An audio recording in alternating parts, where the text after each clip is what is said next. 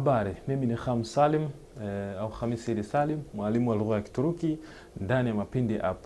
Hii ni unit namba 3 na hili ni somo la pili. Labda kwa muhtasari tuangalie somo la pili au katika unit nzima hii ya 3 tuweke malengo wazi ambayo unaweza ukaenda ukajifunza ndani ya unit namba 3.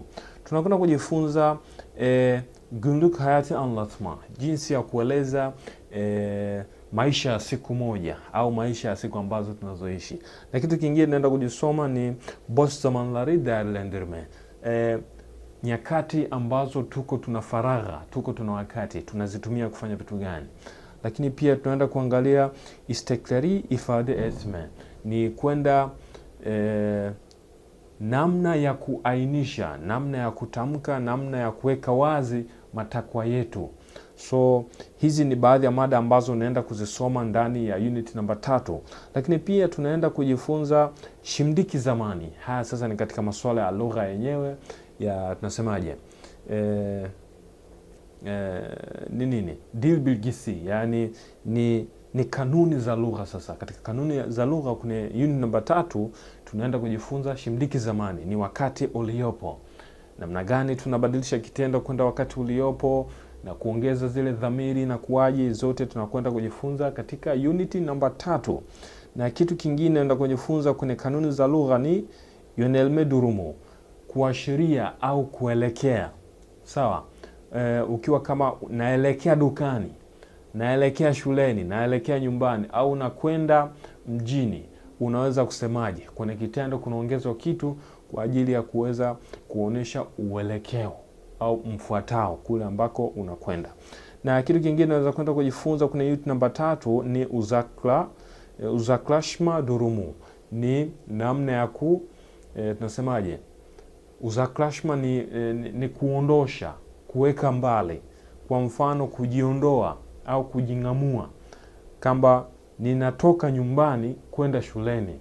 Kutoka nyumbani inakuwa ni kujiondoa au kujiweka mbali, na kwenda shuleni inakuwa ni kujikaribisha na shuleni, ni kuelekea shuleni. Kwa hiyo hizi zote ni kesi mbili ambazo zinakwenda kupatikana ndani ya unit namba 3.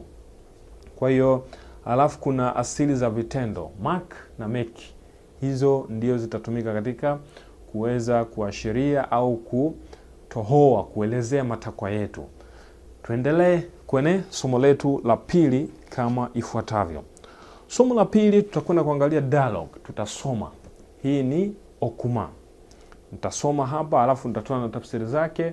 Mtakuwa tayari mmeshapata mwanga namna gani tunavyoweza kuendelea kusoma. Au wewe mwenyewe unaweza ukaandika insha kama hii, alafu ukaisoma na ukawa unaielewa. Hii ni insha inamhusu mwalimu fulani. Sawa? Anasema, merhaba, benim adım Onur. Ben öğretmenim. Ben Kadıköy'de oturuyorum. Her sabah saat 7'de kalkıyorum. Duş alıyorum, kahvaltı ediyorum ve okula gidiyorum. Saat 1'de işten çıkıyorum. İşten sonra arkadaşlarımla buluşuyorum ve sohbet ediyorum. Kwa hiyo hapo unaweza ukaona Onur ametutambulisha siku yake. Anakaa wapi, anaamkaje, alafu anafanya vitu gani asubuhi, anaenda kazini, yeye ni nani, akitoka kazini kuna vitu anafanya, na sentence kama hivyo ambavyo zinaendelea. Tusome kwa utaratibu na turejee. Merhaba, habari. Benim adım Onur. Jina langu ni Onur. Ben öğretmenim. Mimi ni mwalimu. Ben Kadıköy'de oturuyorum. Mimi ninakaa Kadıköy. Kadıköy ni jina la sehemu maarufu sana hapa Istanbul. Kama Dar es Salaam ukisema Kariakoo vile, inakuwa ni jina la eneo. Her sabah saat 7'de kalkıyorum. Kila asubuhi saa 1 kamili ninaamka. kalkıyorum, ninaamka, ninainuka kitandani. Duş alıyorum, ninakwenda kuchukua bafu, ninakwenda kuoga. Duş almak ni kuoga. Kwa hiyo duş alıyorum, naoga. Kahvaltı ediyorum, ninafungua kinywa, na kunywa chai. Ve okula gidiyorum. Halafu ve hii kama ni sonra, baadaye au kisha, okula gidiyorum, na kwenda shule. Saat 1'de, hiyo sasa ni saa 7 mchana. Saat 1'de işten çıkıyorum, ninatoka kazini saa 7 kamili. İşten sonra, baada ya kazi, arkadaşlarımla buluşuyorum, nakutana na marafiki zangu. Sawa. Ve na sohbet ediyorum, pia tunafanya mazungumzo na hao marafiki zangu. Kwa hiyo hii ndiyo insha ya Onur. Unaweza ukaandika insha kama hii inayokuhusu wewe, ukaweka majina yako, ukajieleza wewe unafanya kazi gani, au kama ni mwanafunzi na vitu kama hivyo. Kwa hiyo huyo ndio Onur. Sawa. Kwa hiyo ni namna hiyo. Dialogue ya Onur imekwenda kwa namna hiyo, au insha tuseme. Twende tukaangalie insha nyingine ili mifano iweze kukaa kichwani vizuri zaidi, uweza kuielewa na kuifahamu. Kwa hiyo tuandike hapa insha nyingine. Naam, tumeshaandika insha inayomhusu mtu mwingine. Kwa hiyo tunaisoma na kuweza kuitoa maana zake na kuweza sasa kupanua wigo. Hii ni insha ambayo mnaiona ni pana, ndefu, ina maelezo mengi ya kujitosheleza. Inamhusu nani? Tutakwenda kuona hapa. Nitasoma na kutafsiri moja kwa moja. Merhaba, habari. Ben Pinar. Mimi ni Pinar. Jina lake huyu ni Pinar. Kwa hiyo hii insha tulioiandika inamhusu nani? Pinar. Ben ev hanımıyım. Mimi ni mama wa nyumbani. Ev hanımı ni mama wa nyumbani, yaani ni mwanamke ambaye ameolewa. Sawa.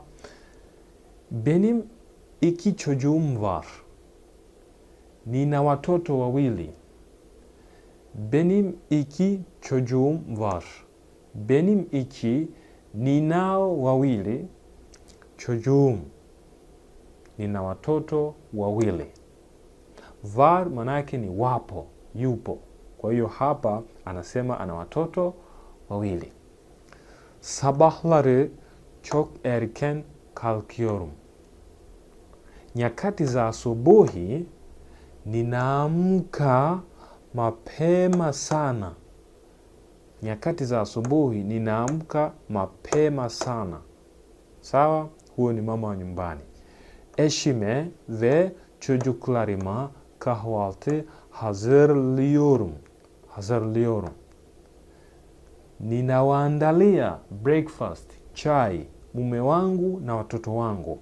Eşime, mume wangu, ve çocuklarıma na watoto wangu, kahvaltı hazırlıyorum. Ninawaandalia chai, kifungua kinywa. Alafu sonra, kisha, eşim işe, mume wangu kazini, çocuklarım okula gidiyor, na watoto wangu wanakwenda shule. Kwa hiyo anasema baada ya chai, eşim işe, mume wangu kuelekea kazini, na watoto wangu kuelekea shuleni wanaenda. Kwa hiyo mume anaenda kazini na watoto wanaenda shule. Ben evi temizliyorum. Mimi ninasafisha nyumba. Anafanya usafi kwenye nyumba baada ya watoto na mume kuelekea walikoelekea. Ve yemek pişiriyorum. Nikishamaliza kusafisha nyumba anafanya nini? Yemek pişiriyorum. Ninapika chakula. Öğlen, mchana, nyakati za mchana, öğle ni mchana, arkadaşlarımla alışverişe gidiyoruz. Mchana ninakwenda kwenye manunuzi na marafiki zangu. Arkadaşlarımla, pamoja na marafiki zangu, alışverişe gidiyoruz. Tunakwenda kwenye manunuzi, kufanya shopping. Alışveriş ni shopping, manunuzi. Dışarıda kahve içiyoruz. Wakiwa wako nje kwenye manunuzi, anasema huyu Pinar, dışarıda kahve içiyoruz. Tunakunywa kahawa nje. Yani wakiwa nje wanakunywa kahawa kwenye moja ya cafes au migahawa. Akşam, jioni, eşim ve çocuklarım eve dönüyor. Sawa, jioni mume wangu na watoto wangu wanarudi nyumbani. Waliotoka shule wanarudi nyumbani na aliyetoka kazini wanarudi nyumbani. Beraber yemek yiyoruz. Tunakula chakula pamoja. Beraber ni pamoja. Yemek ni chakula, yiyoruz tunakula. Çocuklarım akşam erken yatıyorlar. Wanangu, watoto wangu, akşam, jioni au usiku, erken yatıyorlar. Wanalala mapema. Erken ni mapema, yatıyorlar, wanalala wao watoto. Ben ve eşim, mimi na mume wangu, film izliyoruz. Tunatazama filamu au tunaangalia kama ni movie na vitu vingine. Kwa hiyo hii ni insha ambayo ina vitendo vya wakati huu uliopo ambavyo ametuandikia huyu Pinar. Ni bibi Pinar, ni mama wa nyumbani, na we kama ni mama wa nyumbani unaweza ukaandika insha namna hii inayofanana na hii. Insha nzuri na inaelezea siku ya mwanamke aliyeolewa inavyopita kwenye Kituruki. Safi sana, na bila shaka mtakuwa mmeielewa. Basi tukutane katika somo la 3 hapa hapa ndani ya Mapindi App Kituruki unit namba 2. Hapana, Kituruki unit namba 3, na hili ni somo namba 2. Elimu kiganjani mwako.